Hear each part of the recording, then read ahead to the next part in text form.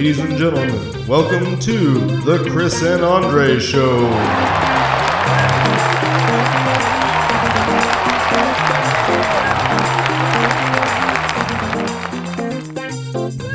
Hello, everybody, and welcome to the Chris and Andre Show. This is episode 62. I'm Andre. I'm Chris. And I'm glad we got that part out of the way. That was the hard part. It often is. You're absolutely right.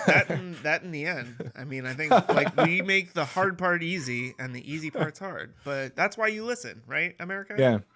And we appreciate lately? and yeah, we really do appreciate it. Comrade? A lot of I want to kind of talk about the Dante Wright thing, the kid that got killed in Minnesota. But I also, I kind of like, I'll say this. It's kind of weird that we keep having the same conversation in this country.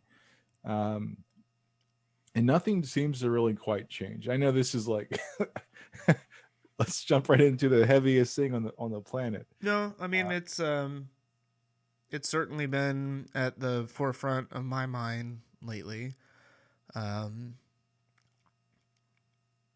That coupled with all of the other mass shootings, right, and death that are just, back to essentially normal levels. Maybe we're playing catch up for some of the time that we missed during COVID, but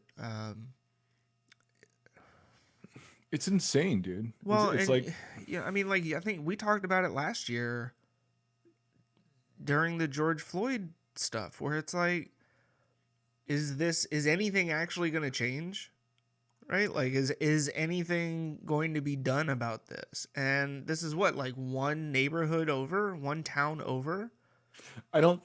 So for me, I listened to CNN, and John Behrman was discussing that. He kept saying this, it's 10 miles away from the Chauvin trial. And my point is, like, that's irrelevant. Like, I don't care about that. That part makes no.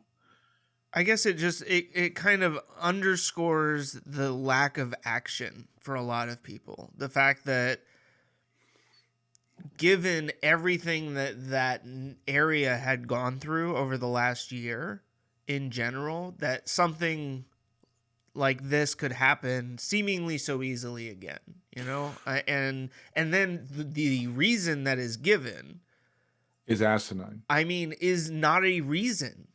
I think the chief of police should have never said anything. No, and he's resigned now. I didn't see that. Yeah, as well as the officer that fired the shot. But I mean, that's and it's not to say that it was done intentionally. But Everything it doesn't matter. The things that stick out in my mind are the fact that he called his mother when he got pulled over. Yeah. And that is something that I've done myself. Not my mom, I called my wife. So that makes me feel like, okay, that's still not normal. The fact that he was shot entering the car, and when the news first broke, and I saw the story on Sunday or maybe Saturday, I saw it early, so it was well before all the extra media coverage. Yeah. So it was kind of vague as to what happened, and I'm thinking to myself, so he's at the back end of his car and an officer shot him. If they were going to arrest him at that point, he probably would have been cuffed. So that didn't make sense to me, right? Right. And then when I see the video, I'm like, why on God's green earth were they trying to arrest him with the driver's side open, with the door open, with the vehicle still running? And from my best estimation, why were there so many officers? The warrant part was another thing that sat in my mind, right?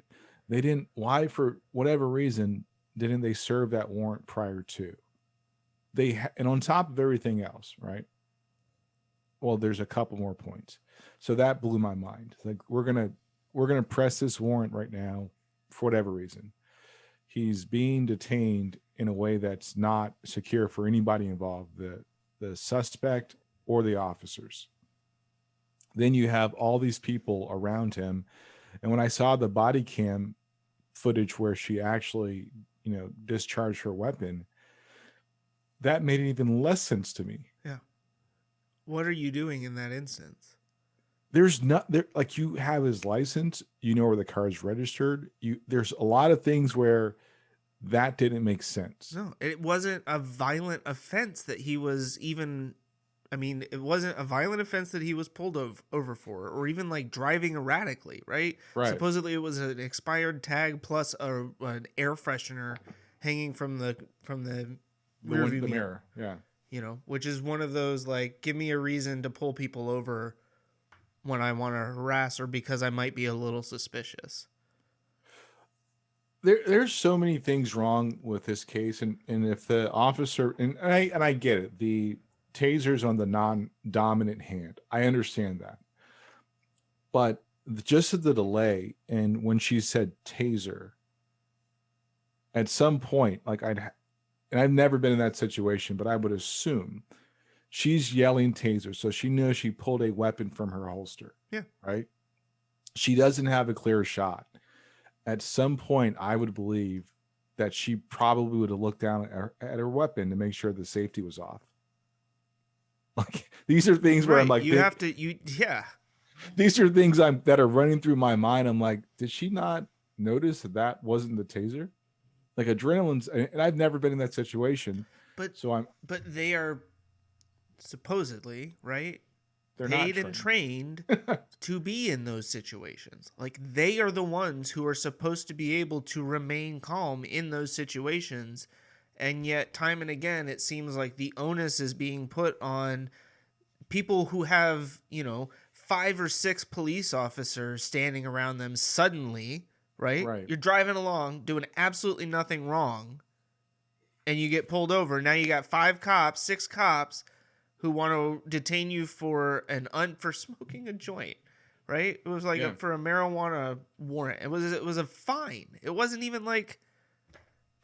I mean, I hate to say it. A warrant's a warrant, right? A warrant is a warrant. I understand that, but serving a warrant isn't a life or death situation, right? Like, I mean, no, I can't even reconcile. Number one, even in where we live. You know how many people I've seen driving around with expired tags? Yeah. Like, for me, you're asking to get pulled over. Right. And like, I mean, I have been pulled over 3 times when I was younger for driving around with expired tags. I got 1 ticket. That was here in Cary because they had a stop set up. A checkpoint? Yeah. Yeah, so that was like an automatic. They weren't really looking for expired registration either. Right. And that's my point, man. It's like I listened to Poppy Harlow, I want to say her name is. She made a good point. She's from that area, and she was saying, she was in Minnesota. That's her hometown. She drove around with expired tags, and they let her go. And now the extra thing is the warrant, right? That's neither here or there. I don't even know if it's altogether the right thing to do if you pulled somebody over, and I'm not a police officer, but if you pull somebody over for something and it's not a violent offense warrant, you should just tell them that, hey, you have warrants. We're not going to detain you for that because basically we know who you are. But see, I don't know if that's. I'm not a police officer, nor do I play one on TV. I would think when they run somebody through the system, then there's a record of them having pulled that person's information, right? And if there are warrants on that record, I don't know, right? I'm with you. I would think for something like that, you'd say, look, man, you need to get this taken care of, right? I'll tell you from my youth. My first ticket was in Cary on Maynard Road, like coming past Pirates Cove, right? Okay, yeah. So the old White Plains or the White Plains Church, that hill. Yep. And I didn't upshift, so the car actually was going a little bit faster. It wanted to go faster, didn't change gears the right way, The cop pulled me over. It was 90 and a 45. It that was happens to 40. everybody. It was like a 40, 42 and a 35, Yeah. right? So nothing major. Right. The cop did not give me a court date. So guess what I'm not going to do? Show I'm up. not going to go to court. Right. Like I got a ticket, but no court date. Didn't go to court. Fast forward a few years later, I'm on US 1. And at this point, I probably was speeding. It was a work zone. And the cop, no, actually, I wasn't speeding. I don't know why. I don't remember why the cop pulled me over, but I got pulled over. I had 2 outstanding warrants for failure to appear. And my license had been suspended. So I had to, the cop wouldn't let me drive the car. It was a state trooper, right? Uh-huh. Dude, talk about a stressful situation. Like he has me sitting in his squad car, not like in a confrontational way. I was in the front seat. Dude, no cuffs, nothing like that. He had his little fan. It was blowing on him. It was so busted, right? And I had to get somebody to drive the car back to my apartment. Yeah. So he let you go. He let me go. Okay. So everything I did was by the book illegal. Right? I was driving with a suspended license, wasn't aware of it. Yep. I had 2 outstanding warrants, like bench warrants for failure to appear. He wasn't going to take me to jail for that. Right. And either I'm and I am very fortunate, but at the same time, right? Like, yeah, it's that should be the level of discretion, right, that an officer in that position is afforded. And he knew where I lived. Like, yeah. So it was kind of like the car was registered at my apartment. Right. I mean, these are all things where it's like nothing. And I'm not saying that. What I'm saying is that every time I see one of these cases, I can personally relate to that story. Yeah. And I'm just tired of it. I'm literally exhausted of thinking like, yeah, I literally say that could have been me. George Floyd, that could have been me. Dante Wright, that could have been me. The second lieutenant in Virginia, which was freaking I can't even picture on any planet where that scenario made sense. Yeah, to anybody. Like, nobody can tell me, like, I watched that video so many times. Yeah. The cops' confrontational attitude was beyond anything. It was the whole reason that everything got to the point that it did. Yep.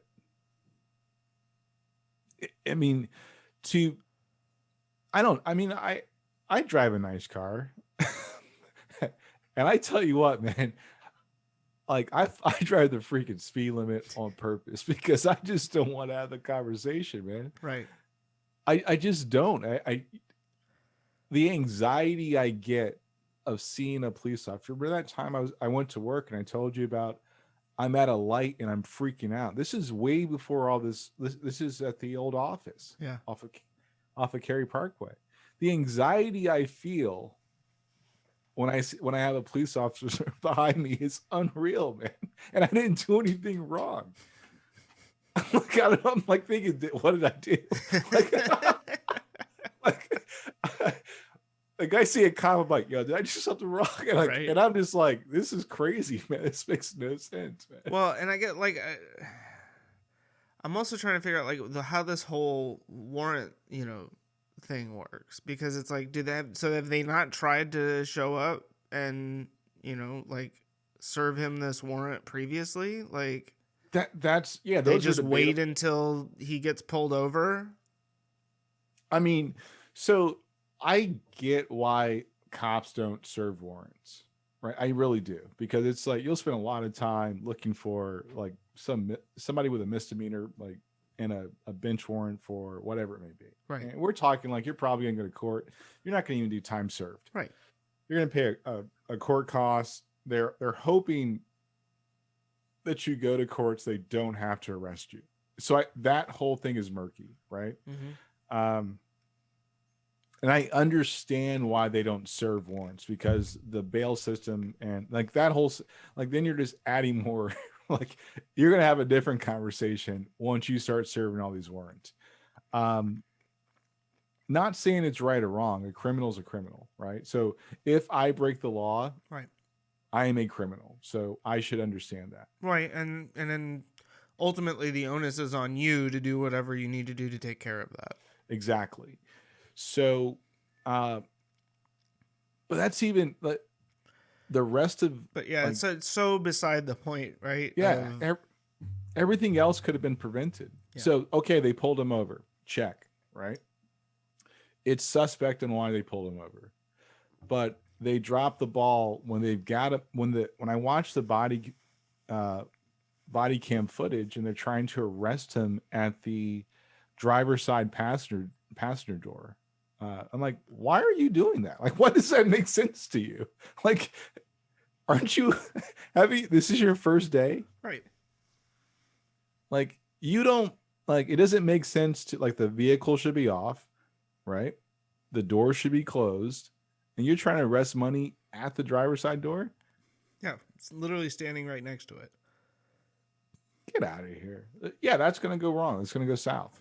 I think all the officers involved should have, like, basically, they should resign. And I even saw the one black cop running from behind after she's like, oh shit, I shot him. Like, something in her mind, like, all right, I don't think it's fair for me to run this chick over the rails. Yeah. I do think there are questionable things about her tactics and deciding which firearm she had. I'm not trying to say that she meant to kill somebody that day, because that's a stretch. I think the system's broken to where a lot of those events happen. Right. That is the underlying issue, right? Yeah. You know, punishing the cops is treating the symptom and not the root of the problem. Right. And like, you know, no amount of punishment is going to undo these deaths. You think, because it keeps happening. Right. Like, that's like, I'm tired. I'm literally tired of people saying, oh, we need to do better. No, we don't. We're not going to do better. We need to really examine what's happening. Right. I'm not, as a parent, I can't imagine. There's a lot of things as a father, I can't imagine, you know, because, you know, this guy was a father. I mean, all these other things. And I get the people that wanted to detract and say, well, he was a criminal. Yeah, sure. He had a warrant. Got it. But let's pause at the point where everything got escalated. Right. I mean, how many people who are saying that have done the exact same thing that he, right, you know, had his warrant for, right? No, screw the warrant. No, I'm talking once you have this young man out of the vehicle. Yeah. If you're going, like, you bring him to the back of the vehicle, right, and it's standard procedure. Yeah, or a more common or regular procedure. Maybe it's not standard in Minnesota because sure, standard for them is killing people, right? But I would say that there's more to it that's wrong. Let's look at what are these warrants for, right? Let's look at, well, I don't know. I think the stopgap would have been, if they were going to put this gentleman in cuffs, he should not have been by the driver's side door. The vehicle should not have been on. There's a whole lot of things, and they already had probable cause with the warrant. Right. So there's a lot of things where it's like, no, you made a lot of mistakes everywhere, and that ended in him dying. Yeah. You know, it's hard to, like, it was hard for me to watch the body cam footage because the notable things that went wrong were like, that doesn't make any sense. Like, let's stop here, right? And the two things I would say that didn't make the most sense to me, sure, everything else up into trying to handcuff him at the driver's side door, like, we're talking not even a foot away from that, could have been, you know, you can debate that in court, right? From that point on, it just went south. Yeah. it just went south. From the time she grabbed her service weapon and decided to discharge anything, like there should have been like a, you know, you've got, I mean, there's a lot like in my mind, and I'm sure we're talking seconds here, but she yelled long enough to where she could have looked down because she has to aim. Right. And you don't see a taser, you see a freaking, you know, I think it was a 9mm. Yeah. I mean, and that, you know, they're not the same thing, right? A taser and a 9mm gun. They don't, you know, they don't hold the same. no. Right? Like And that's where I come back to this, you know,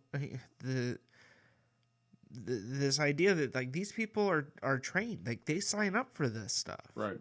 And yet it's like because of that we excuse any and all mistakes that are made. Yeah, I think declaring it an accident doesn't work. Like I can't accept that. Like you can't tell me, oops, my bad. Like that, I'm not okay with that at all. Like I just can't. I've fired people for less. I would tell people, I never want to hear your employees saying, it's my first day. Please be patient with me. Because you know whose fault that's not? It's not the customer's fault. Like, they don't care if it's your first day. So if I have higher standards in a restaurant than somebody carrying a gun, I mean, you gotta help me out here, yo. I mean, come on. That's ridiculous. It was an accident. No, I mean, be that as it may, right? Bad judgment call. I wouldn't call it. I don't know if I would even call it an accident. I would just say bad judgment call. And that judgment call stemmed well before she pulled her firearm. Right.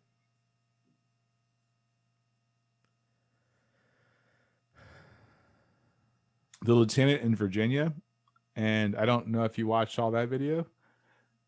That was just another.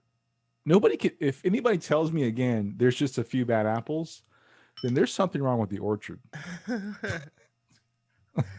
Yeah, I mean, again, like in those videos, the body cam of the officer that pepper sprayed him, that was towards the front of the vehicle, you could see the look on the other officer's face of disbelief, of like, what is going on here? What are we doing? But never once feeling like it was proper to say anything or to step in, right? I mean, and granted, like I believe that the other officer was the senior officer in this situation, but like, I mean, come on, again, right? Like what we've talked about, you're talking about the difference between right and wrong. This isn't procedure. This is, dude, you are saying things that are not appropriate for a police officer to be saying in this situation. You're telling a man who's telling you that he is afraid for his life to get out of the vehicle that he should be. And he's going to get ready to ride the lightning? Get the F out of here with that crap, man. Like, what kind of power trip bullshit is that? Dude, I think, and I'm going to say it. I know police officers. My mom's an ex-police officer.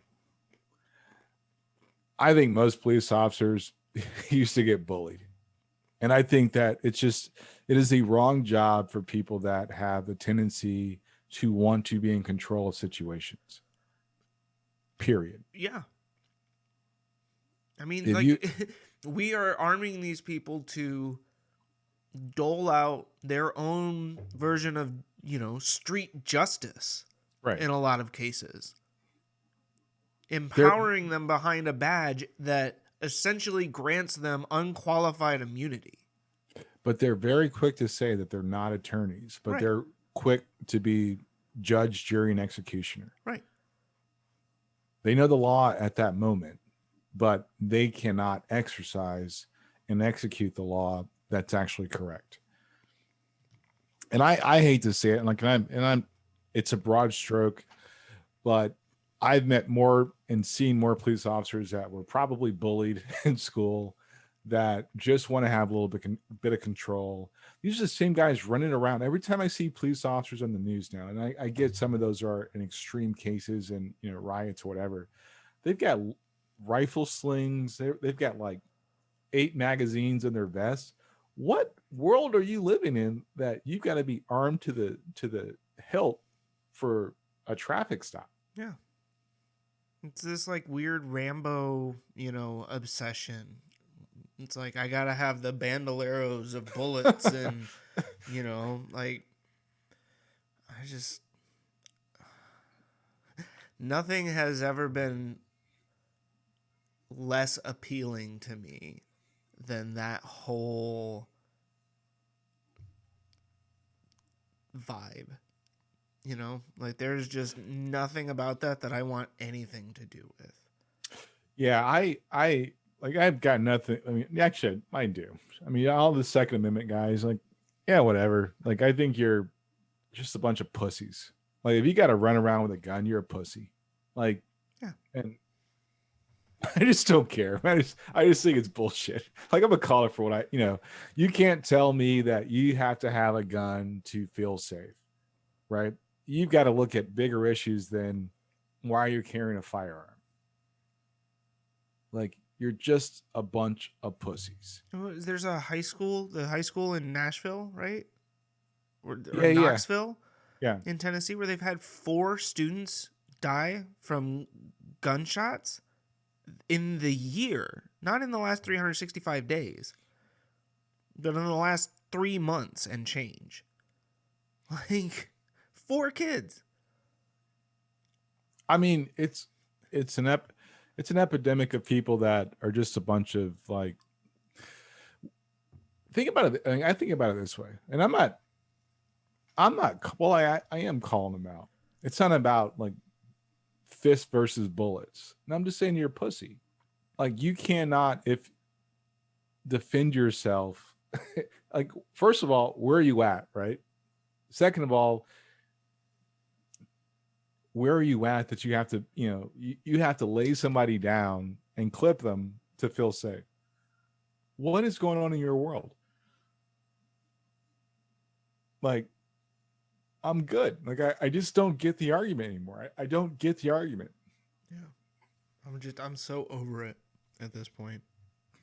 And I'm not, I mean, I am. I didn't grow up that way. Like, if you like how you keep saying, I'm not, but yeah, I am. That's like the third time. It's only we're like 20 minutes into this podcast.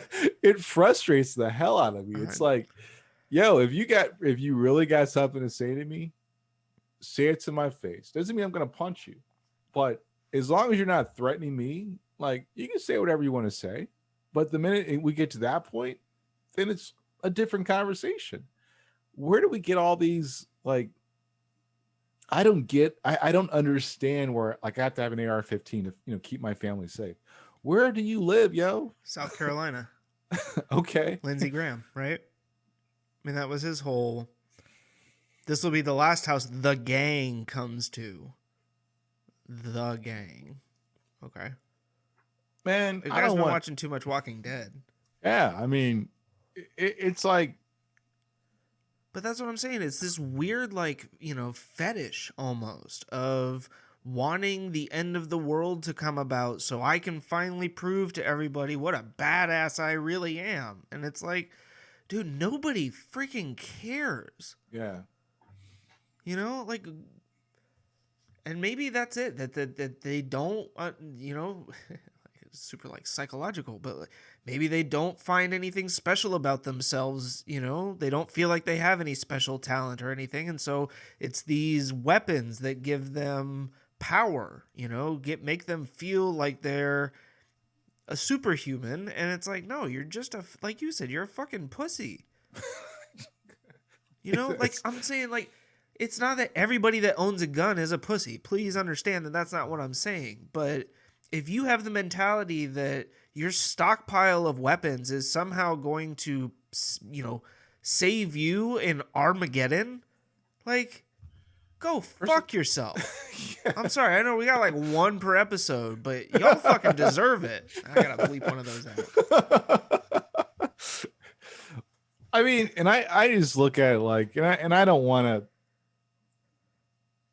I've got family members that own guns. Yes. Right?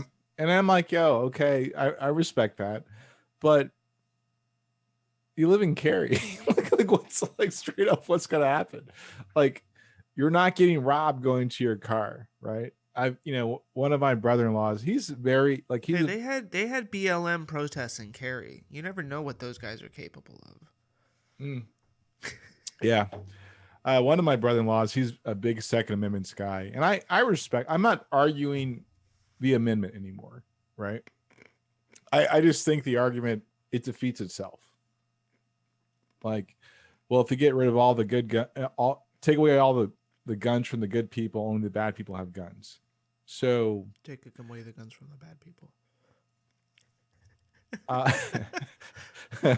Like, I mean, if we stop making guns, right? Like, eventually stop making bullets. Like, come on. Like, what are we expecting to have happen, right? Like, what seriously, what is the, what are we expecting to have happen? Like, we have to keep everybody armed so we're all safe. Like, are we going to the grocery store and like having, like gunslinger fights? Like, what's going on that I'm missing because I don't live in that world? It just blows my mind. No, so it's funny that you bring that up, because we were watching. I'm an episode behind, so please forgive me. But we were watching the Falcon and Winter Soldier episode 3 over the weekend when they go to Madripoor. Right. And it's literally just everybody walking around with AR-13s, like, just like, and I'm sitting there going like, I mean, I guess in a sense, I get that when everybody's got a gun, it's kind of like nobody's got a gun, because you can't just like be popping off and somebody else is gonna fucking shoot you. Like, but here's the thing that people don't really think about, right? Let's say you own a lot of guns. Yeah. How many guns can you actually use at once? The tough question is, are you willing to kill somebody? That's the logical next question. Like, they think they are. I don't think people are. I don't think they really are, but they think that they are, right? That's my argument. Yeah. Like, and I'm not saying like, well, I'm just going to kill I'm not saying I'm wired to kill people. No. I'm just saying like, the next logical question you have to ask yourself is, are you willing to kill somebody? Like, that is, help me understand that. And if you are, there are more questions. Probably shouldn't have a gun. Yeah, there are more questions. I mean, but that's, like we were talking about police, and it's like, why do they aim to shoot the kill? Right. Like, they shoot the freaking kill. Yeah. So, and second, like, you think about jobs where you have to go through extensive background checks and like drug tests and psychological evaluations, and like, these are the professions that we should be like. You're arming somebody with a deadly weapon. You're saying that's not somewhere where we should say, hey, are you a freaking sociopath? Yeah. Even better, are you a psychopath? Are we going to put you out here in a position of power where you're going to abuse it? I don't It's just like, I don't know. Like, I try to be a pacifist because it makes me feel better. But I know if I got into a fight, like, I still need to maintain my control and composure. It's self-defense. It's not about what can I do to that person. I know what I can probably accomplish a lot. That's not the point, though. It's, am I defending myself or am I being hyper aggressive? Sure. Because there's a huge difference. There's a huge difference. I am pretty comfortable with the fact that more than likely in a fight with hands, I'm not going to be afraid of that. I also know that, there is a higher chance of me hurting this other person, but my goal is to defend myself and diffuse the situation if it got to that point, not to maim or kill them. Right. So my question to anybody with a gun is like, do you have that same composure and same self-control? My daughter's a black belt, right? So you would never walk up to her and be like, nah, she can't hurt me. I'll just tell you, she can. And you're going to know that was probably a bad decision. Yeah. I've always told her, keep your, be careful raising your hands, because you should only defend yourself, not to be the aggressor. Right. And that's a hard thing to learn when you know that you're capable of probably hurting somebody. Yeah. So, you amplify that with a freaking firearm. Absolutely. And I'm just not, I will defend myself. I will defend my family, yes, but I'm not consciously thinking about whatever I grab that is a weapon that could kill somebody. Because if I grab that weapon, my intent would be to kill that person. Like, it's like those things, that is a logical conclusion. A gun is not a deterrent. A gun is a ender of the conversation. End of story. Even a taser is not a deterrent. It's an agitator. I've seen people get shot with tasers and beat the shit out of the person that shot them with the taser. Yeah. So those are things that you're like, you have to be very aware of that. I just don't get it. And I mean, again, I think, like a gun ultimately is an attempt to treat a symptom and not a root cause. Like what is the fear that you are living under, right? Why is it that you are so afraid? And how, like, as a society, like, how do we address these issues, right? Like, how do we get people out of this sense of, being hyper vigilant? And but it's like, I don't know. It's, like we talk about, like, we live in Disneyland, right? And like, I don't walk around the streets constantly being like, it's like, I got a gun, like, but there are still times where I'm out and I feel like I'm more concerned than I should be, like more suspicious, I guess. And it's, I don't know, like, it's weird. I'll be honest with you. I'm more concerned driving on the roads than I am like being around people. No, that's fair. Yeah. I because a lot of people keep their guns in their cars. But yeah, like I'm the same way. Like, I'll yell at somebody, but I generally avoid honking the horn or, like, dramatic hand gestures, simply because I'm not trying to get run off the road or shot. I'm just talking about the like my news. Well, it's not new anymore. It's just annoying. I don't know why people are on their phones driving. Like, I was. Oh, I don't know. I mean, like, it's gotten worse lately. Bro, yesterday I literally almost ran into a car and somebody else almost ran into me in the back. I know, you told me. And I was pissed. Like, I say as though you're not telling it for the audiences. But I was so pissed. And somebody was on their phone. Yeah. I went to, I had to, do some stuff in Raleigh today. Same thing. I'm on US 1 North. There is a car literally going 55 miles an hour in the center lane, right? And I'm like, what are we doing here? Yeah. And I'm on the right side and I passed them to get onto 40, and it's a driver on their phone, like just cruising, like everything's okay. I'm like, this is not okay. Right. What you're doing is not safe. People are blowing their horn. They're passing them, like completely oblivious, right? Yeah. Like, just no sense whatsoever that anything is occurring around them. Yeah. And I don't get how people are like that.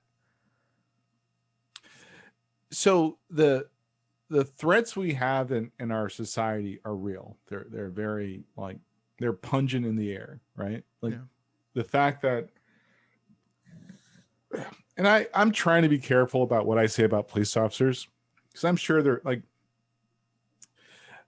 but I don't want to be. I mean, right? I know that there are good police officers, right? But it's gotten to the point where that's not the issue, right? It's why I walk in eggshells when I say that? Because people say the same thing about black people.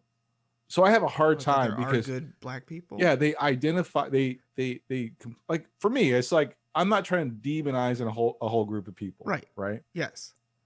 Because I deal with that every day. It's like, right. And it's difficult for me to say police officers are a piece of crap, like, just in general. Right. Because I don't want people to say, well, black people, I have a couple of black friends, and, Leroy or whoever, or Andre's a nice guy, and, he speaks well, but I hate that crap. So I feel just, but I kind of don't feel bad when I say, show me, you keep saying it's just a couple bad apples. Well, your whole orchard's like rotten to the core. Right. I mean, the issue is that, again, like going back to the Virginia incident, like even if that other officer is a good cop, quote unquote, he's not doing anything to de-escalate the situation. He's not doing anything. Like Right. he's essentially just there backing up the guy who's being a total asshole. And so like that doesn't make you a good cop. Like you're not a good cop if you're not recognizing that this is wrong, and that as a person who is tasked with serving and protecting the citizens, that it is also my job to serve and protect them from the people that are also in my role who have stepped over the line. I mean, like, that is not rocket science. You know? Like, I don't have a solve. I don't think it's going to get fixed. I'm losing hope, and just like there's no way any, like, black people should not live in Minnesota. Period. I said it. Black people should probably not live in Kentucky, Georgia. There's a lot of places we probably should just, pick up and move, because those places are very, very, very blatantly trying to kill us, suppress us, diminish us, and erase us from existence. but at the same time, I mean, are the other places really that much better? I mean, like, I'm not trying to be, but you're not wrong, because I've been thinking about this. Like, is North Carolina that much better, right? depending on where you are. And even then, I mean, like, Cary, I mean, come on, like, this is white central. Like, yeah. I mean, they're upset about all of the people from, India and Pakistan and all these other countries that are moving here for whatever reason. And it's like, y'all chill. Like, yeah, I don't think white people are an endangered species. no, we're not. And I mean that with like, is this referring to the Tucker Carlson ridiculousness? Well, that's part of it, because I keep hearing this argument. Replacement theory. Yeah. Yeah. It's like nobody's trying to, I just don't know what that type of fear feels like when you're literally everything you can do, like you want to do. There is a higher probability of success, not guaranteeing success, but a higher probability. But the okie doke is where you have people in positions of power and influence dictating to people that don't have it. They are projecting this not just scarcity complex, but people are going to erase you from existence. So I don't understand. I understand fear of like societal fear, right? I don't understand like manufactured fear of something that's not even happening. It's not even real. Well, and yeah, how ridiculously selfish of a person can you be to look at things and go, no, I like it better where it's not the same opportunities for everybody, where because I'm the one who has a leg up, I legitimately think this is the best system for us moving forward. This makes perfect sense. I mean, like, the other thing I wonder is like how devoid are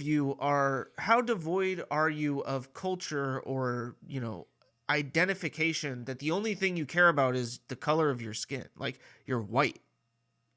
Like, oh, my white brothers. Like, no, I mean, like, fuck. So you want to hear something funny, yo? Yes. Like, I would love to hear something funny. So I was talking to my youngest son about this, right?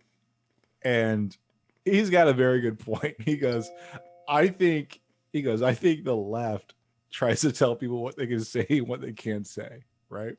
And I was like, yeah, but I think the issue is, and like, from my personal opinion, right? And I'm probably right, but it is my opinion. I think social norms, and I will probably believe this until the day I die, social norms will always predicate legislation. Right. We will always get to a point where, because a group, and from my experience, I see Republicans are very quick to demonize a social norm because they don't feel like they understand it. Right. Right. So they will fight and press against it. Yeah, you The fear left, what you don't understand. yeah, the left and progressives will try to defend social norms, but they weaponize it. Right. And then they turn into legislation. That's the problem. But the solution is there are more moderate people, and people are just kind of like, yeah, that makes sense. You know, his argument, my son's argument was the whole pronoun thing. Mm-hmm. You know, like he, the, you know, there's like like a pending legislation that's going to make it like force people to recognize that. But I think honestly, if somebody says, I want to be called they, at the end of the day, for me, I don't really care. I'm like, sure, you know, Jack is they, right? That's what he likes. Right. I don't need legislation for that. But no, I think, but you're not the issue. but I know, but like, but couldn't you all? I hear what you're Yeah, saying. but couldn't you also agree that the civil rights movement is another example of that, where social norms push back against what was happening currently in society, right? Right. And I can't even say the Republicans in this instance, because there were some Southern Democrats that were racist too. The racists. Yeah, the racists were like, we don't. We don't like that. We just don't really, you know, I think Jim Crow's awesome, blah, blah, blah. George Wallace had to, you know, put his foot in there also. But that didn't go very far. And because people weren't willing to accept the social norm, the fact that people were like, yeah, this doesn't make sense. You had to have legislation to get people to accept where people naturally move to. Now, I'm not saying it solves everything, but I very simplistically, and I'm kind of generalizing a lot of things, that's typically what predicates most social legislation. Okay, you did lose me there at the end. So I'm trying to figure out. So you're saying that the social scale has to tip before the legislation comes into place. It'll typically change. It'll typically, like, social norms will change. And because one group decides they don't want to change, that's what predicates the legislation, right? Gotcha. Right. Like, essentially, when we're like, hey guys, we're gonna do this now. You know, this is what makes sense. And there's a group over here that's like, but we don't want to do that. We like the way things used to be. And we're like, well, we get that, but you need to understand why those things aren't things that we can do anymore. And they're like, fuck you. I got a lot of work I gotta do this episode.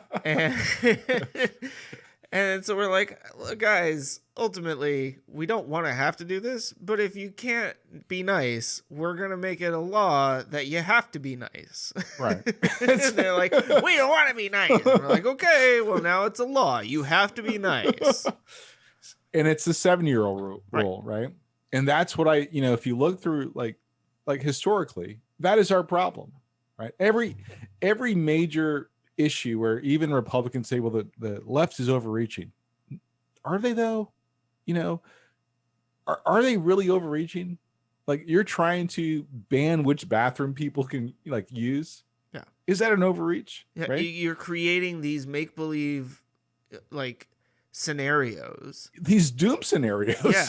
Just to justify your ridiculous position on these stances. Or the opposing. So that's the danger, right? Let's just say it's the opposing view, right? Because I will say this, I always say it. I was kind of homophobic at a part of my life, just because, not really founded it in anything until I actually spent more time around, like, not just my family members that were, gay, but people. I'm like, oh, that's, I'm a pretty small-minded person. Like, everything I'm saying doesn't make sense. It doesn't reflect the person I want to be. People can eventually change those views, provided they do life with other people, I believe. Right. Like, I was listening to NPR today, and they were talking about, really, this is weird. Your radio. I know, but I didn't know how I felt about this. Like, the what is it called? The positive body movement, right? Yeah. Where in the self-love movement, and how it's being like the the original, I guess the original purpose of this movement is changing now for whatever reason, right? And I've always thought to myself, like, because I never understood, like I'm not like, there are some people I'm just not attracted to. There are some things I'm not attracted to, and I leave it at that. Like, I don't try to prescribe that to anybody else. It's kind of like, Right. I just don't like that, and that's okay, right? Yeah. Attraction is literally a very personal thing. It's a personal thing, right? Individual. Yeah, but I was always wondering. I've been curious for years, like why are we doing this? Like, where did this? And I know that I don't know if the term is okay, because I was even more confused while I'm listening to this, because there was the editor, or the person that does Teen Vogue, her column is called Ask a Fat Girl. And I'm like, are we allowed to use that word anymore? So I didn't know what to say. I was like, okay, so where does this stop? Right? Like, right. I mean, I think ultimately, like, my understanding of the body positive movement, if that's what the term that's being used now, that sounds right. Like, some people don't have as much control over. I mean, yeah, like, you're born the way that you're born, right? Like, and instead of constantly asking people to change to fit into whatever, pre-cut version society has deemed as appropriate for right now, like, just let people be themselves. And I think it has as much to do with just, like, getting people to stop caring as much about what people who aren't their friends, who aren't their family, who don't have their best interest at heart think about them. And that's what confuses me. It's like, I don't really like, and where I'm confused about with this movement is the perception of beauty, right? So their argument was because one of the Kardashians took a photo off of Instagram because of whatever reason. Yeah, because it was an unedited picture of her in her bikini. Oh, okay. Is my understanding. All right. Again, like, I know that's as deep as I got, and I was like, don't care, moving on. I'm like, yo, so for whatever reason, like, aren't you still buying into, like, and maybe I'm wrong, and maybe you understand something I don't understand. Aren't you still buying into, like, whatever everybody else is defining as beauty, right? Like, no matter which side of this argument you're on, you're still trying to define what beauty should be for a mass of people, and it really doesn't matter. Right. Yeah. Like, I think that's the underlying things. It's not trying to define what beauty is, but saying that beauty is not a mass concept, right? There isn't an average beauty. I mean, if you took the average of everybody's beauty, you'd have the ugliest freaking camel that you've ever seen. You know what I mean? Like, yeah. Because everybody just has different tastes. That's just how it works. Like, we are all attracted to different things. It probably has a lot to do with, childhood memories and all sorts of weird stuff psychologically that Freud would love to get into. But, like, I mean, ultimately, at the end of the day, like, you are going to be attracted to whatever you're attracted to. I think it's more about, like, getting people out of the habit of shaming other people for the way that they look. Like, but do people really shame people for that, though? I think there is a good amount of that. I mean, whether it be, it happens honestly on Twitter pretty regularly. Like, I mean, even guy like Ted Cruz, right? Like, when he had that stupid picture of him at the wall where he's pointing, and it's like he's got his dad jeans on and his denim shirt tucked in, and everybody's like making fun of him for how he looks. And I'm like, okay, I get it. Right? It's not a flattering picture. Yeah, I'm sure that he doesn't like the way that he looks in that, which is probably more to the point. But at the end of the day, like, there are so many other things that we could hate Ted Cruz for. His beer belly shouldn't really be one of them, like. But my thing with that is, like, for me, it's like when I hear these, and if you're listening, and this is, yes, it's my opinion, but I'd love to hear, like, the dialogue, because I don't understand. I'm being very honest. I don't understand. Right. So back in the day, like brother's like, yo, I like a girl with a big ass. Like that's just like that's not even a question, right? Sir Mix-a-Lot, right? Yeah, well, that was a terrible song. My but, anaconda don't want none unless you got buns, hun. and I think that song made it cool for white people to start recognizing the fact that there was a difference. And I'm not. I say that. Yeah, you're not wrong. I say that jokingly, but I also mean it. It's like, but if you look at like what has become the ideal model, right? Right. And it's like, oh, okay, so we like, you know, and I don't want to. No, I mean, I don't want to. Idealized standard of beauty changes over time, right? I mean, you look back at like old, like the 15th century, right? And, yeah, it was very voluptuous, curvy, full-bodied women or people in general. But I think full body's a stupid term too. Okay, right? whatever. Like, that's my point. It's like, so you don't like wine? Get over it.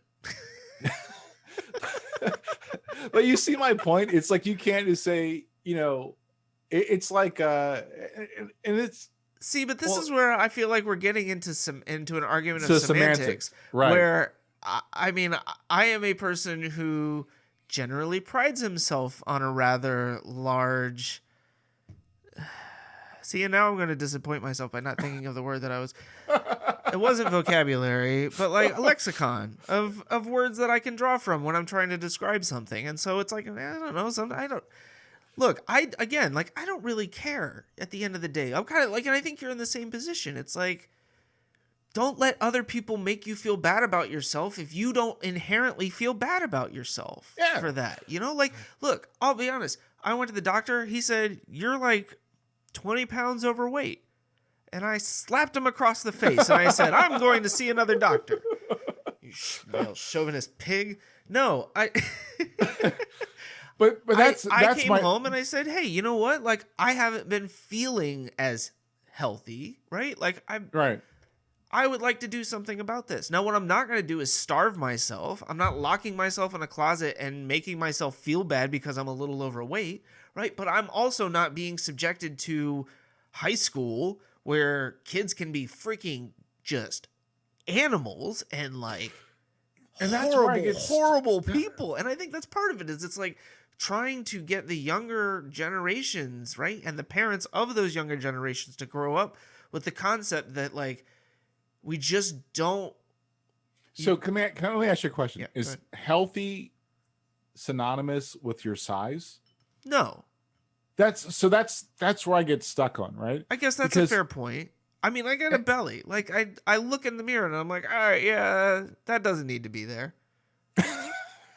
Because it hasn't always been there, and it goes up and down depending on how my weight is, and it's like okay. And I recognize that I have not been eating the way that I should be eating. So the second part to that question is it different for women than what it is for men? Yes. For whatever reason, I do think that, whether it's media or society or whatever, and maybe that's part of, or Instagram. So maybe that's part of my ignorance, right? Because I personally, I look at it this way. Like, I think women are beautiful, right? And I say this to my wife, like when we went to Puerto Rico, you've heard the story like a million times. She's like, yeah, whatever. We're in Puerto. I'm like, it's the birthplace of Jennifer Lopez, right? I think women are beautiful, right? Now, I'm not attracted to like big women. I'm just not. But I know there are people that are attracted to big women, and I think I'm like, yo, that's Sir Mix-a-Lot. No, those women were not big in that video. They just had big friends that followed them everywhere they stepped. But my point being is like there are people. I don't think size is a qualification for beauty, because I know people that like big women or bigger women, right? And I'm trying to be sensitive, but I'm also trying to like speak plainly. But I also think, the question I often have is, I currently have, is if your weight, if that's the indicator, is unhealthy for you, get to a weight that's healthy for you. Right. Right. Like, because you don't want heart disease, you don't want diabetes. There's a lot of things that you're kind of like, I probably don't want that. That doesn't make sense to me. So that's my point. It's like, I'm not trying to, dictate what people look like. My point being is like, well, you can be bigger than everybody else or bigger than average or whatever that may be. Right. And I'm not saying you move the average. I'm just saying, like, as long as you're healthy, like literally not just like I feel healthy. No, like you're healthy. Right. Your doctor says you're healthy, then it's fine. But see, I think that kind of comes back to another issue in this country, which is the healthcare system. I mean, like, we don't really make it, I don't think, like, easy or plain for people to understand that, like, your doctor is a resource for those kinds of things, right? Like, Fair. I mean, when I think about losing weight or trying to exercise more, I don't think like I should make a doctor's appointment and say, hey, like, this is what I'm trying to do. How do you, since you know my health history, what's the best way for me to go about doing this? I'm like, nah, internet, YouTube, teach me, I mean, like,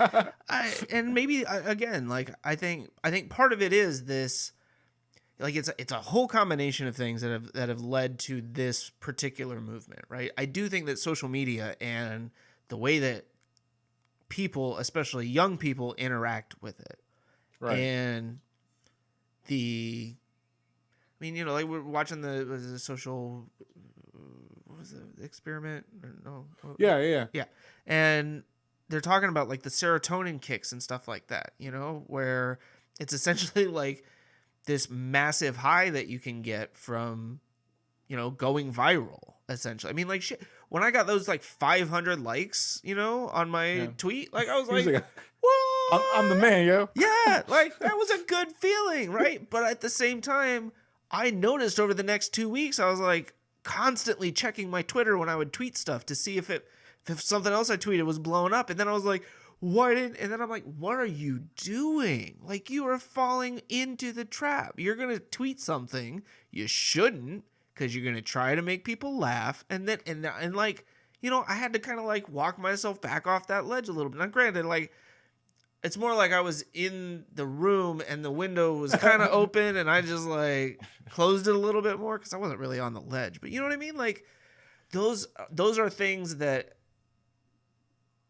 are not easy for everybody to be able to self-regulate and navigate. And I respect that. Even before social media became a thing, like, I've always seen and noticed that people that probably weren't popular when they were younger, right? Like, I was popular in high school. So I've never, like, even throughout, because we moved around so much, I've learned how to like be social, even though I'm not really a social creature, but I've learned how to, like, acclimate myself to like the social environment around me. So I've never really, but that's also a contradiction, because if that's true, because I can do it, I would also like feel like that was normal to know people and, blah, blah, blah. Right. But I've never been like, I've never required people's approval. Like, I just don't really care. At the end of the day, it's like, I don't need that. So, and I think social media kind of like it does amplify that for people that may not have been, I guess that's why bullying is a thing for younger people now, right? Because now you can get bullied like 24/7. Right. Like, I mean, you can get bullied anonymously, right? People can set up fake accounts and start spamming you with all of these awful comments and make you think that it's coming from other people. And yeah. So, and I think that, the body positivity thing is, like, I'm starting to believe it's different for women, and that's, be that as it may, but I don't know if it's, well,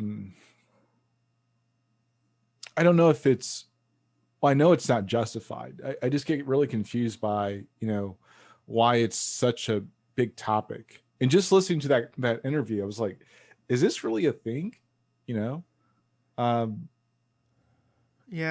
I mean, I get what you're saying. And as I think you're right that there is a difference for men and women in dealing with that. And I think, there's probably more pressure for boys like in that high school, maybe even college time frame, to be more physically fit or that sort of thing. I don't think so anymore, man. Like, have you look at like, I kid you not, man. This is the time of the dorky white guy. Okay, yeah, but I just found out Macaulay Culkin yeah, yeah, the kid is having a kid with Brenda Song. I was like, this is definitely the time. Is Macaulay Culkin really a nerdy white kid? He's goofy looking, yo. He's kind of goofy looking, but he's also a famous actor. Yeah, that's true. But I'm like, but like that's interesting. Like my wife showed me, I was like, nah. It's like no, really having a kid. Yeah, but I don't know. I think I look at my daughter's friends, and I look at my well, they don't listen, but it's just like, it's just like. I don't get that. Like, I'm just like, I don't see, it's not like when I was coming up, right? So when I was coming up, you just had to look fresh to death every time you like walked out the house, right? And you're saying that's not the way it is now. No, it's not. But that's because it's the athleisure stuff that everybody's kids are wearing their pajamas. That's what I'm saying. Athleisure. That's what it is. Pajamas? Well, I know. Dude, okay. I cannot judge because I've seen people wearing bunny suits, yo. Bunny suits. Okay, yeah, I know. Like that's getting part of it. I mean, let me guess. That's over the last year, right? Yeah. So I think like the pandemic stuff has changed things a little bit, right? Like it did. No, I'm serious. Like it. Dudes be wearing blankets, yo. I know. No, okay. Yeah. Like, we were down at the beach a couple weeks ago, and we're sitting there at the coffee shop having coffee. It's not that cold outside, and I see this woman walking by with this blanket over her, and I'm like, is that a homeless person? That's a really nice blanket. She got, like, a freaking Gucci purse. Like, what the she got a blanket for? It's, like, 60 degrees outside. Like, seriously, like, this big-ass blanket just walking down the street, and I'm like, when did we just start wearing blankets out of the house? Like, not even a Snuggie, like a Snuggie or like, but like, okay, like I have gotten into the jogger sweatpants, right? Oh, me too. Yeah. Like, and that's that whole athleisure thing. Like there's, a bunch of companies that I work with in my line of work, like that's their whole gig. Under Armour, right? Like they're making a killing off of that. Lululemon. Like, they basically created the whole women's, like, nah, just wear your yoga pants everywhere. Your ass looks great. I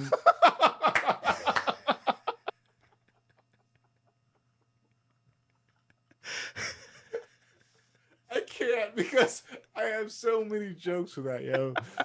Sometimes they should not be doing that. Yo. It's just like, please stop. I know. But and I get athleisure. I've been rocking a lot of like running pants and you got to make sure you don't have the matching jacket.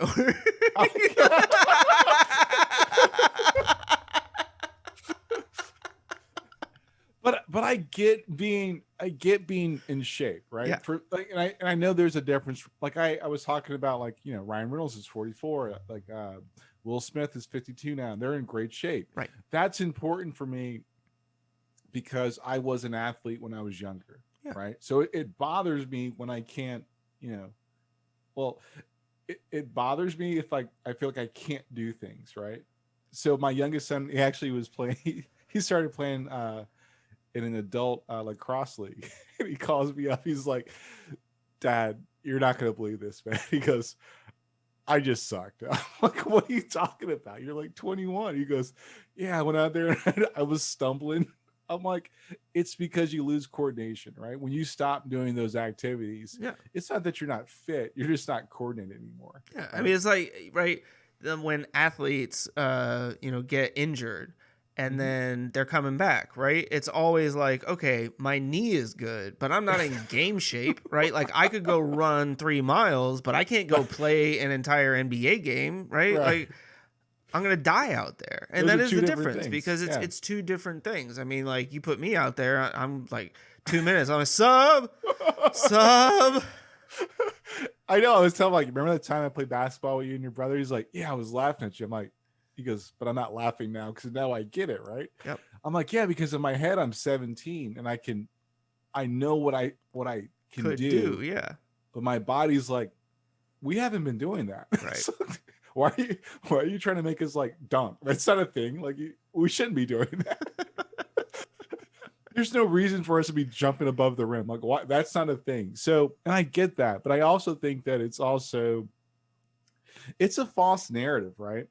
So, and like when my wife, she'll show me pictures of like people she follows that like women that work out. I'm like, yeah, she's got a nice body, like, but it's interesting to me is that the definition of a nice body for a woman has dramatically changed. Well, right? yes. And not only that, but you're also in the era now of like Snapchat filters, Instagram filters, people with Photoshop on their computers at home who are sitting there going like, oh, that waist that I have? No, we're just going to make that disappear. Oh, like that thigh gap that didn't exist? Whoa! Like, you know what I mean? Like, and those are the things that I think are unattainable. It's unrealistic and unattainable. It's unrealistic. It's unattainable. Why people feel the need to go to that length? It's this, but it's this like it. I feel like it cycles back to what we talked about a few episodes ago, where it's this like desire for a life that you cannot have, right? Something that is so far beyond your reach for whatever reason that you will go to such lengths as to lie to people to make it seem like that's what you really are. And I don't understand that, like those are the things where I'm just like, the moments where I catch myself starting to cross into those thresholds or cross that line is where I'm just like, I got to get off of social media. Like this is where it is leading me. I'm finding myself like, oh, like, no, dude, what are you doing? Like, so, and you're right. I mean, like, I'll say this, for me to be in shape is important to me. So I want to be like, I'll be 45 this year. Right. And I want to make sure that I feel good about myself. There's, whether it's because I was performant as an athlete when I was younger, whether it's because I feel like, no, I want to max my body out to its best potential for as long as I can. Right. I don't want to be The Rock because, like, first of all, dude's a beast, right? Like,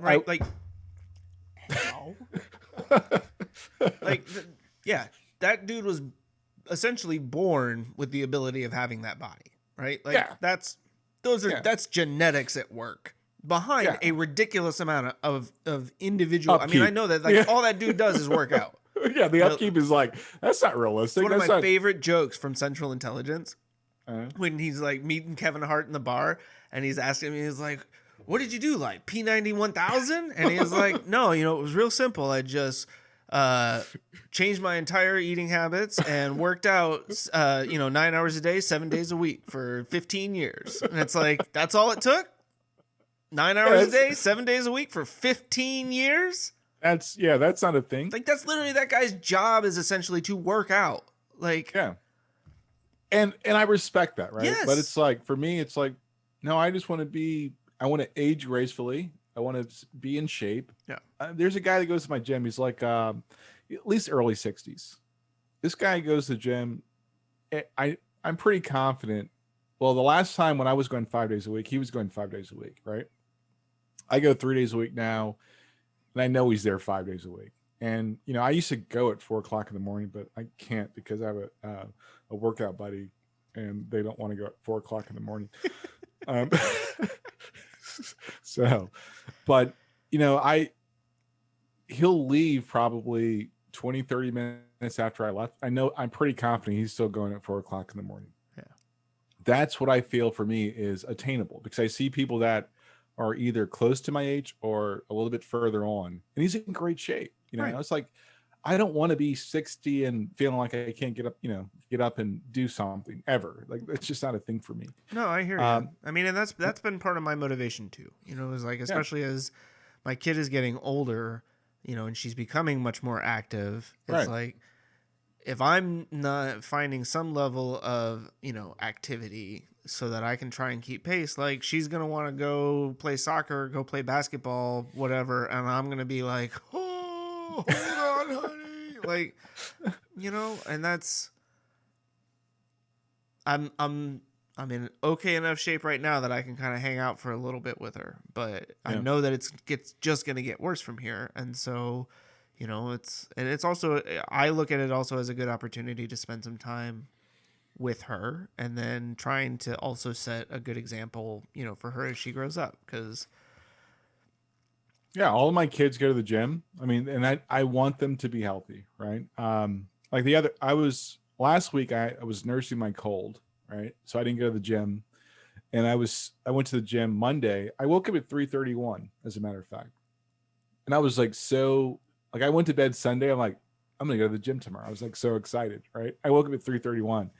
I'm like, oh, but my workout buddy's not gonna be ready to go to the gym. So okay, I'm like, hey, wake up. You want to go? So, but it's a good thing, right? So I feel better.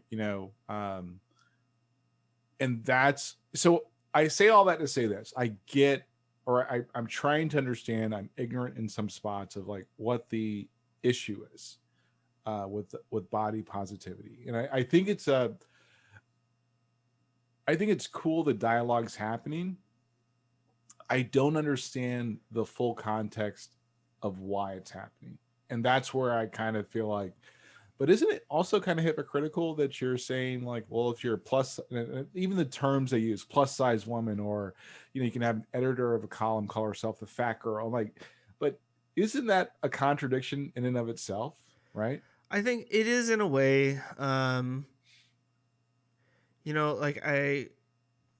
because I can't help but make pop culture references, like, oh my God, why can't I think of the name of this? It's the acapella groups. Gosh, this is going down a rabbit hole. Yeah, just for a second though. What is the name of the movie with all the acapella singing? Oh, you know what I'm talking gosh, about. it's yes. Anna Kendrick's. Anyways, yeah. I'll think of it as we're going through it. But so, no, now it's driving me nuts. No, you have to figure that out because I know they're both on Plex. I've watched neither one of them because I just the first one is so good. I can't. I just can't. It's really funny. I think I downloaded them for my. The second one is okay. It's not as good as the first one. The third one is garbage. Don't listen to anybody who tells you otherwise. My daughter wanted to watch them, and that's why they exist. It's not Sing It. Just Google Anna Kendrick I'm movies. doing it now, but my computer's going slow.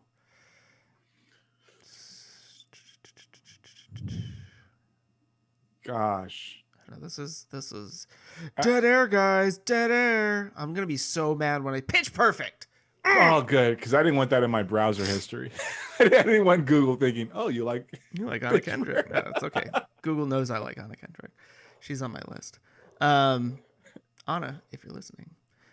No, but like so in that movie, right? They have the character Fat Amy, which you don't know because you haven't seen it. But there's this. Right. There's Isn't that the girl? Yeah, Wilson Rebel. Wilson, yeah. And so Rebel Wilson isn't Rebel isn't Wilson. yeah. Yeah. I corrected you in a movie. No, I was giving it comma. The comma was implied. No, obviously you don't. No, I just wanted to win that one. You did. You that one time. That one time. Wilson, comma, Rebel. But yeah, so like she's introduced. She's walking through the quad, and the two skinny girls from the Barden Bellas are like, oh, acapella, and she's like, they're like, what's your name? And she's like, Fat Amy. And I'm like, you call yourself Fat Amy? And she's like, yeah, so twig bitches like you don't do it behind my back.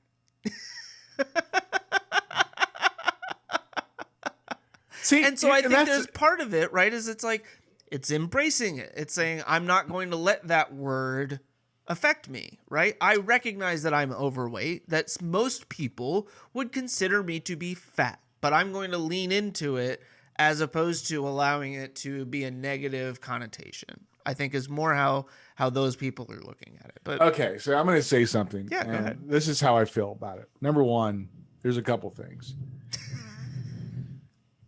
A big girl is a big girl, right? And I just kind of like, it's like, I don't really care. Like one of my, like a very like close family people, she's family technically. She's a big girl, right? And but she's just a big girl. And she's like, I'm going to be who I am. She loves to cook and blah, blah, blah, blah, blah. Yeah. I didn't grow up thinking like big girls were like, it's just, I would never call her fat. I'm like, she's a big girl. Like, who cares? Right. And I look at it that way. And I know people that are like, my frame or a little bit, or even bigger, that are like super jacked, that love big girls.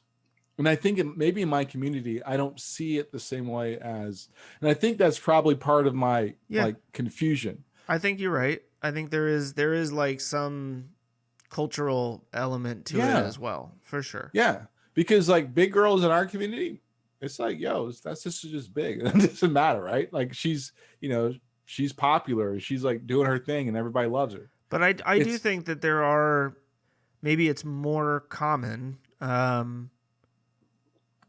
It's not more common in other cultures. I think what's more, I'm sorry for like trying to finish your thought. No, you're fine. But I do think that, I don't know if that was my thought, but or I do think in your culture, in the white community, like there's a definition of beauty that is easily modified generationally, right? If you look at from like the 30s and 40s, and like how women were like, right. I mean, 90s, it was the heroin chic. Like how anorexic and skinny can you be? Yeah. I mean, let's cuddle so I can stab myself on your hip bones. I think one of the coolest things that like white people stole from other cultures was like the definition of a thick girl. Like, look, because it's like nobody wants to be with that little micro chick. Like what do you stop stealing the food off my plate and then vomiting it up later? I mean, so I appreciate that you guys appropriated that, because now when I look at TV, it's not like, that chick is just like, is she hungry?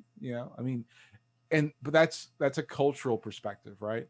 But at the same time, you can't confuse thick with big, right? A big girl ain't a thick girl. It's just not a thing. Like I right. No, I mean, I understand. I think part of it is also, I mean, because I do think like there is like, and maybe it's not culturally divided along race, because I know that's not. Because there's like Hispanic girls that are well, but what I was going to say is more along the lines of like the household that you grow up in, right? And the expectations in that house, I think, play a large role in how you perceive yourself. And so I think for some people, a lot of those problems don't stem necessarily from school or from other situations, but more from the home life and pressure from their parents.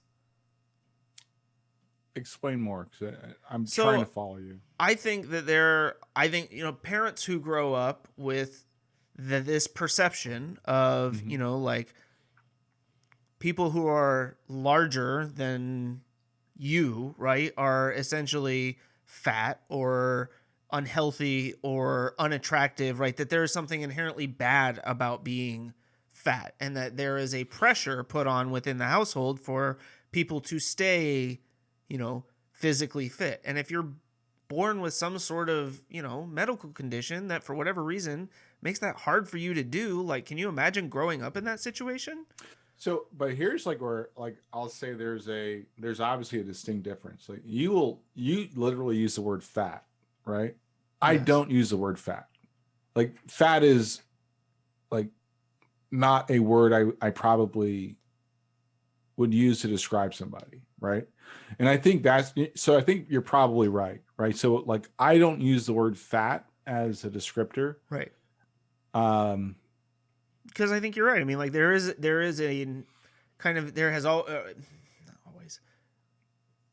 is a negative connotation associated with the word fat. Yeah. Right. And that's not a word that's used like, well, except for like Hispanics. Because my wife would use the word, like one of our sons, she called gordo. And I didn't really like it. I was like, I don't know if you should. But I get it, but I didn't really like it, right? But even then, like within the Hispanic culture, like I feel like that's different, right? Like the expectations are different. Like Oh, you got to eat. Right, exactly. Yeah, you're too skinny. You gotta put some meat on your bones, right? Like you gotta be the little kid running around.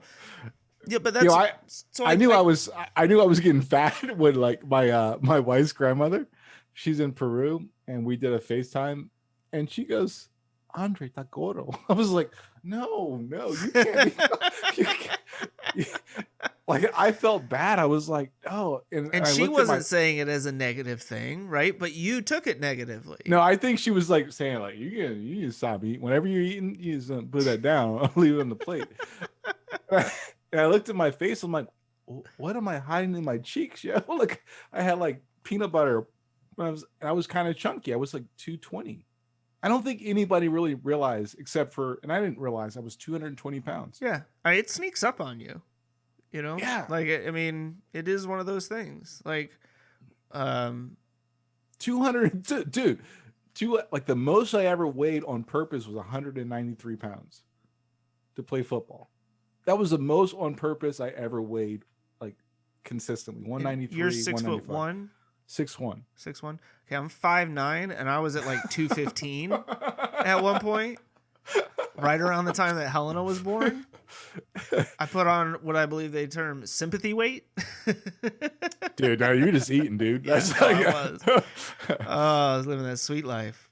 But yeah, after that, like I got mad because I started seeing pictures of myself, and I was like, "Who is that dude?" You know, and I mean, it wasn't. I guess, but see, like a part of me sits there and wonders, like, well, I don't know. Doesn't matter. Well, I think part of it, and for the women that are listening, right? Guys worry about these things too, right? Yeah. We worry about feeling attractive to women. We just don't know what that definition is because you guys all the time flip the definition for us. Okay, but we were literally just sitting here for the last like half an hour talking about how the definition of beauty has been changed over time and how much more that impacts women than men. And now you're like, look, y'all just can't make up your minds how you want us to look. And so we're just real confused over here. If you ladies would get off your butts and figure this stuff out, us men would all just look the same all the time. Like, but I also said this is the age of the dorky white guy. This is like the dorky, like not put together dude. Like, I would never make it in this time right now. Like, I really wouldn't. No, I mean, like, I understand that in terms of, like, the fashion sense, you know, I don't know what to call it. Yeah. Like, I never got into the skinny jeans. Like, I don't understand how you move in those. Maybe I'm not skinny enough for skinny jeans is the problem. Like, I have a couple of pair. I don't. I had one pair. I wore them for a little while. And then I was just like, why am I forcing myself to be uncomfortable like this all the time? I'll tell you what, this is going to be like one of those episodes where like we talked about skinny jeans. Yeah. That's that's now the title of this episode. We talked about skinny jeans.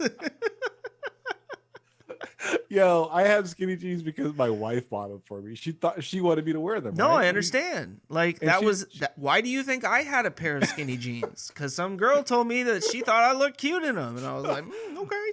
And my wife said, you know, she goes, I like them. I'm like, all right, so, but I'm married and I'm not going anywhere. So it's like, well, yeah, but still, like you own skinny jeans because you wanted to look good for your wife, right? You wanted to wear something that she thought you looked nice in. I own skinny jeans because my wife buys my clothes. Okay, but do you wear them? Yes, because she buys my clothes. It's yes. So yes and yes. Okay. Right.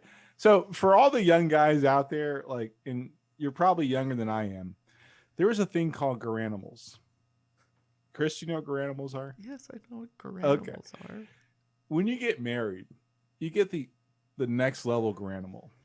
Like all your clothes disappear and you're furnished clothes by your wife.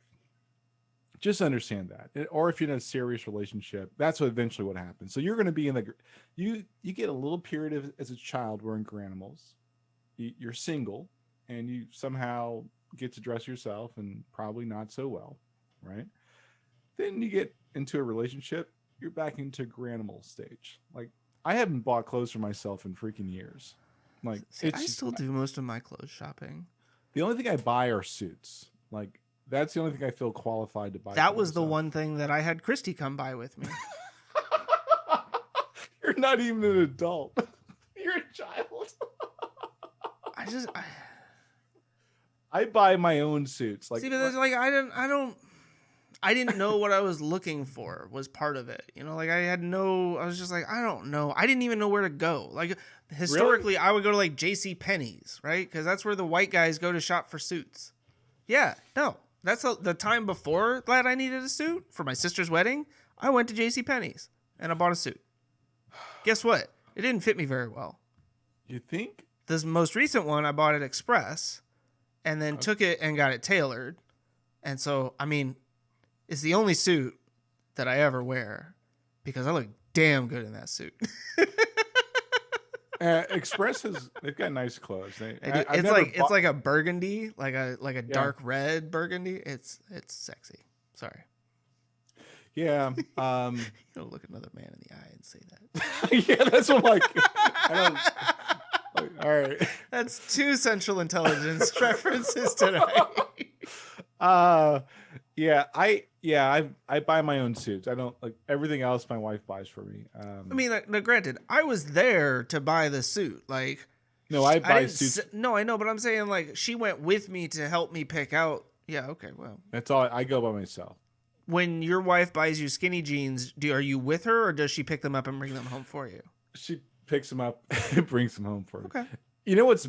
She gets mad at me because I never have to try on clothes. Like I know my measurements, like pretty well. I'm like, nope, that's not gonna work.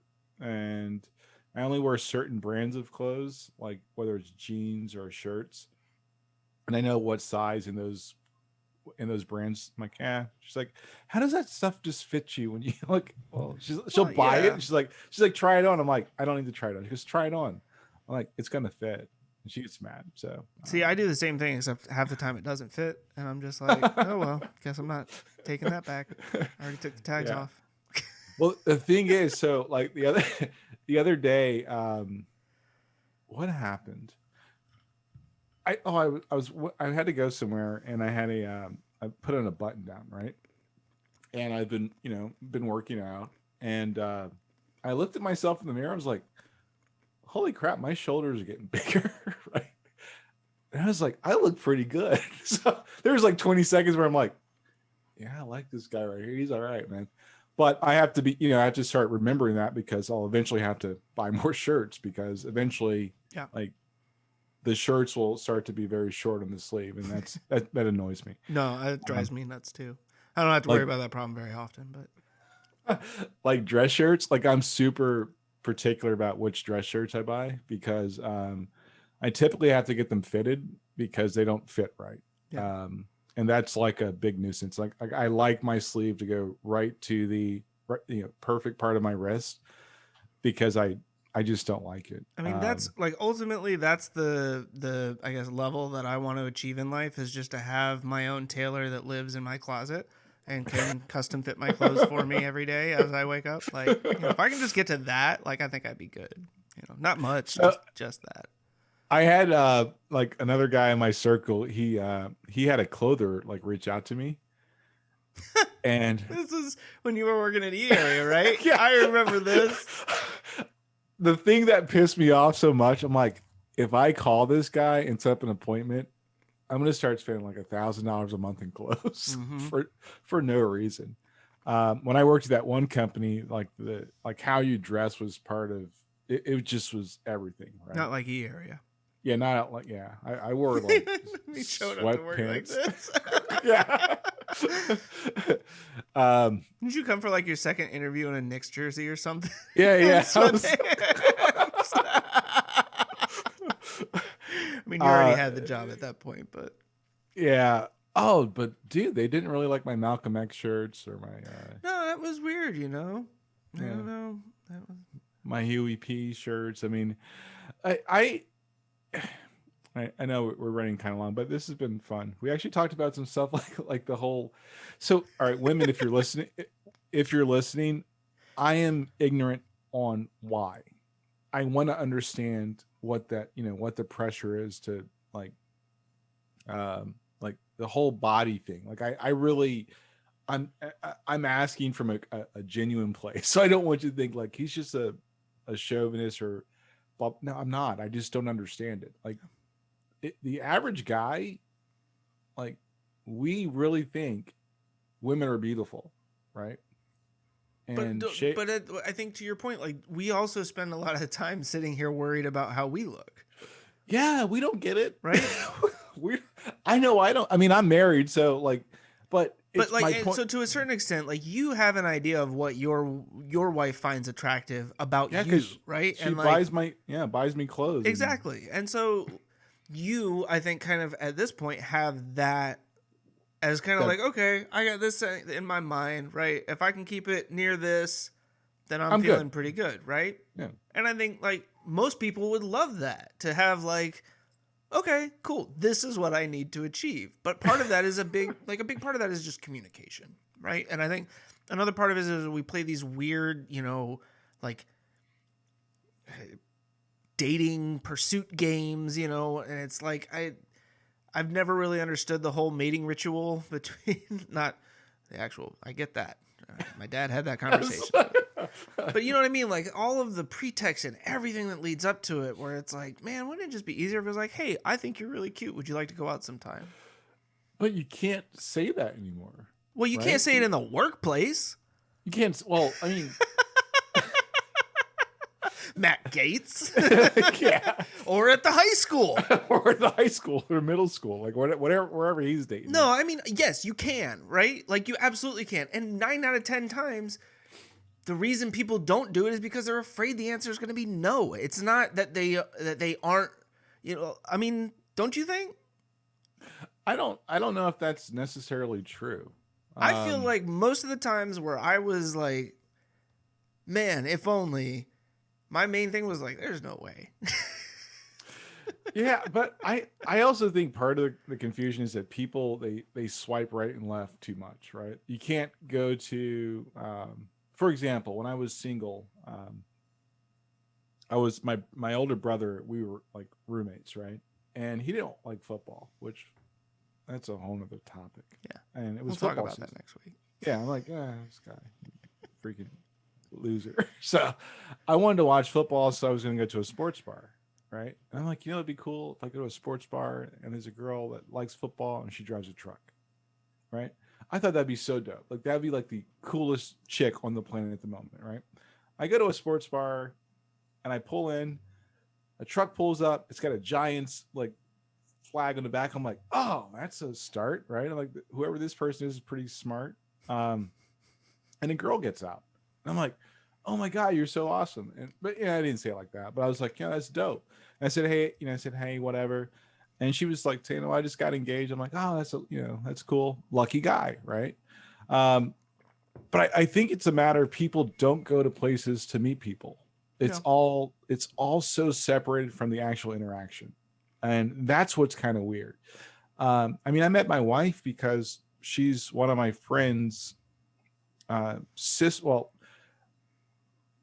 sister was married to one of my friends. That's how I met my wife, right? And the full story is, so when my friend married my wife's sister, we went to the reception. We couldn't make it to the wedding for some reason. I don't remember why. Both my ex-wife, I was like, hey, she's cute. I wonder if she's got a sister. And then you fast forward, I get divorced from my ex-wife, and then I end up marrying the sister of. So that all worked out. The cute sister. Yeah, the cute sister. So, but it's like people don't go places to meet people, right? And I can't imagine trying to meet somebody like swiping right and left. That just seems weird to me. Yeah. Right.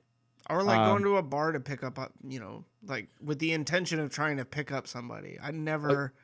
To find your wife at a bar? No, not to find your wife, but I would never. For the night. I'll be super. Even when I was, just to be clear, that wasn't me. Yeah, I could never.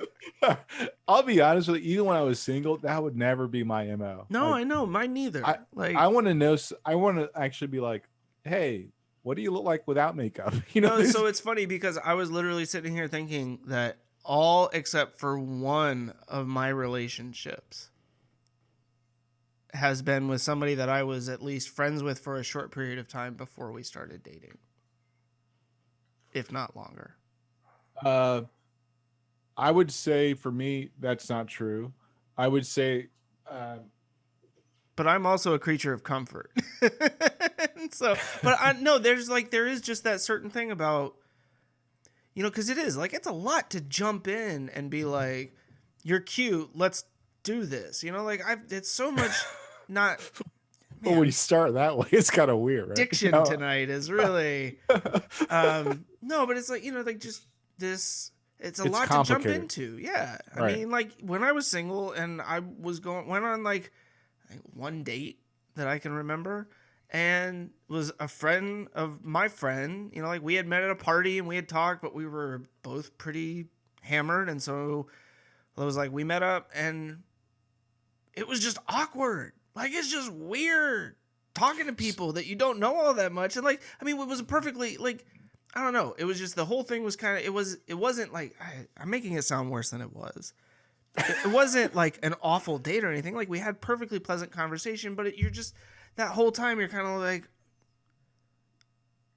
trying to read the other person, trying to see if they're feeling anything, like, it's like, I don't know. So women, if you're listening, here's a secret. Guys, we are pathetic. Yeah. Like, we are like, we have no clue what we're doing. None whatsoever. And like, the only thing you shouldn't do is try to shape us to be the person you want to be. But for everything else, you're right. We have no idea. We're not very smart. Guys by default are insecure. Yeah. Right. And those are things that, if you don't, like you said something that I kind of wanted to latch onto, is like, you do better with people you have it could be a friend of a friend or whatever, but you have a basis of a relationship. Doesn't necessarily mean friendship, but It means like, those are the best relationships, right? When you fast forward to our current society now, it's like, how does that work? Right. Right. But they're in my circle. Yeah. Okay. Yeah. Well, maybe, maybe not, but more than likely, probably not. Right. Yeah. Especially. Well. Yeah. Yeah. I mean, I think. I want to, I guess, because you mentioned that, swiping right and swiping left, and I hated that nightmare. Like, the brief period of time that I was thank on God. dating apps was awful. Like, again, ladies, it's just as bad for those of us on the other side who aren't just out there trying to be assholes. The number of times that you would get like a connection, you're sitting there like, what do I say? Or the times that you would get a connection on Bumble where the girl has to say something first and she never messages you, and you're just like, wow, that sucks. But as awful as all of that was, it did ultimately lead me to the relationship that I'm in now. But that was with somebody that I technically already knew. I just didn't know that she was single or that she was still living in this area. And so, in that regard, like, it, and I actually know a lot of people who have met like that, right? Or who knew each other separately, and then through a dating app kind of were like, oh, like it was the thing that started the conversation about them being like a couple, sort of thing. I think that's the key. It's like, you're not going to probably meet somebody swiping, right? It's like no different than going to a bar. Yeah. And sure, I'm older, I'm married, got it. But it's kind of like the odds aren't in your favor, right? Yeah. It's like the Hunger Games. Yeah. I just can't imagine. But I will say this. I think guys, like women, if you haven't figured this out, guys are super insecure. Like, we're probably more insecure than you are. We don't spend as much time getting ready for a date as you do, or even going out to even a club. Actually, I take that back. That's becoming we're probably neck and neck, like for single guys. But for the most part, we have no clue what we're doing either, or what we're saying, or what's gonna, what's going to make you want to talk to us, because we're idiots. We were like, oh, she said hi. like we stopped. They were like, oh Yeah, like at that moment, our heart is going like this, and our stomach's in our throat, and we're just like, "Speak, damn it, speak!" Like every microsecond is an eternity passing. Like it's pathetic. It's like the most pathetic thing in the world. If you knew what was going through our head, we're like, yeah, I hope I didn't botch that. Like the whole time, we're like, yeah, I hope I didn't botch that. Right, every word out of your mouth is like, oh shit, did I say something wrong? Like, is she gonna read that the wrong way? I shouldn't have said that. Ooh. Yeah, so for me, like I took my wife dancing. That I went there. I went dancing, right? And funny story, because we went to this club called the I believe it's called the Treetop in Chapel Hill, and like I was super out of my element, right? So I wasn't dancing bachata, I wasn't dancing salsa, and we go out with a group of friends, blah blah blah, and my wife would dance with, like, she was my quote unquote friend at the time. She would dance with other dudes. I didn't really like that, if I'm being honest. Like, yeah, I'm not trying to like share my toys. I was a middle child, and so I said, hey, you want to dance? She goes, you don't dance bachata? I'm like, yeah, I do now. She goes, what do you mean? So we went. She's like, oh my god, this guy learned how to dance, right? And salsa, the same thing. I taught myself how to dance salsa because I didn't want other dudes dancing with my girl at the time. Like, yo, this is not a thing where this is going to be okay with me long term. Yeah. And I'm like, oh, let's go dance. She goes, you know how to dance? I'm like, yeah. She goes, nuh-uh. I'm like, watch this. And she's like, oh my god, he knows how to dance. So those are the insecurities, or the types of insecurities that we have, right? Like we're not trying to impress you. We're trying to like learn about you, just like you're trying to learn about us. Right. We're trying to show you that, we paid attention and we learned something. Yeah. And did something in the hopes that you would notice. Yeah. Right. And it's pretty childish. Yeah, everything. It is very much. I mean, I remember, like Christy and I, when we went on our first date, we went out to Remedy Diner in downtown, which is no longer there. But it was like we had a really great time. But it's just, like it was later on that, so I think part of it was that I made, because I knew she was vegan, and I was like, well, where could we go that we could? She was like, well, Remedy Diner, they've got both vegan and non-vegan. I was like, all right, we'll do that. But I think it was when I started like cooking vegan stuff for her, or for us, that she really was like, okay, like he's actually taking the time to like learn how to make something, or learn more about like what it is to be vegan, and yeah, like those are the little things that I think we guys try to do in the hopes that you ladies will be like, oh. Yeah, we're not smart, but we're not stupid either. We're just a little bit slow. Like it's and maybe a little simplistic.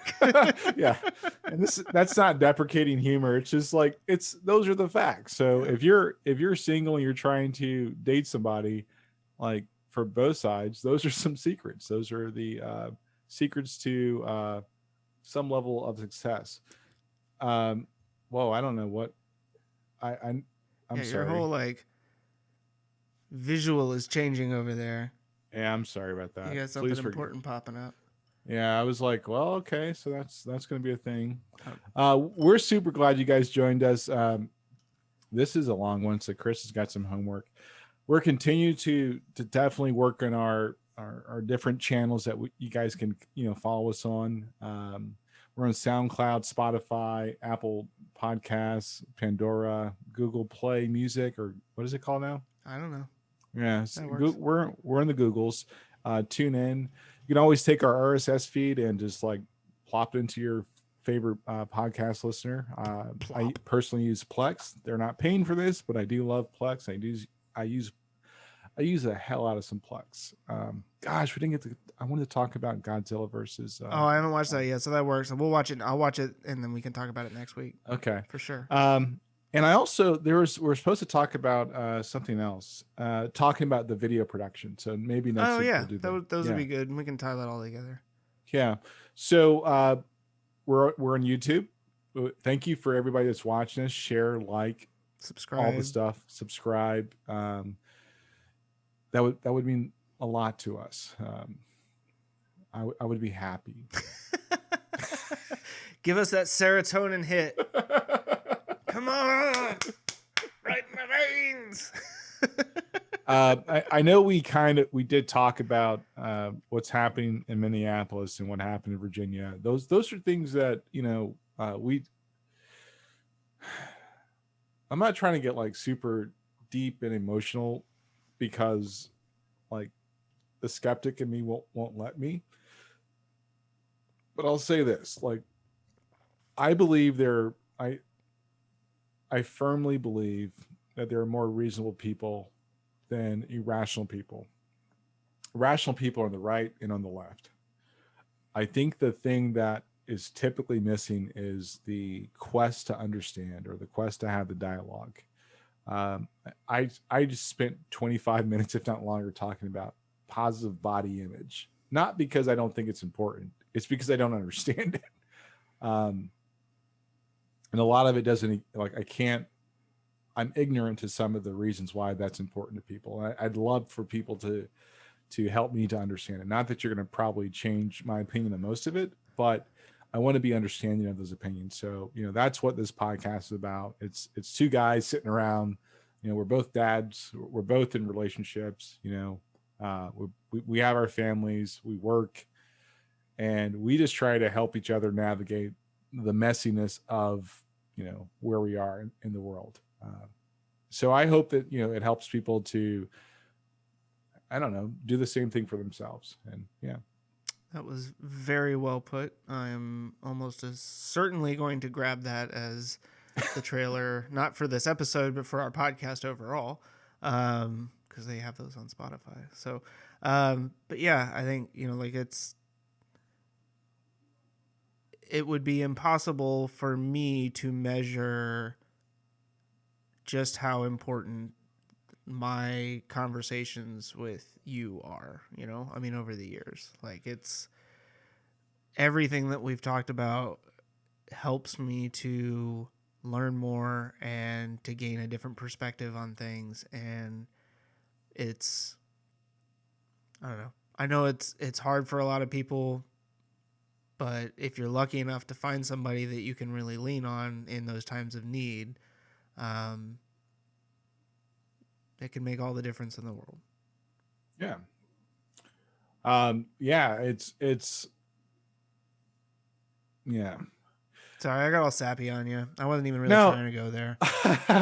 I really, no, I respect that. Right. But I just kind of feel like there is there are pivotal points in history, right? I think that we're probably close to the precipice of like a big social shift in the United States of America.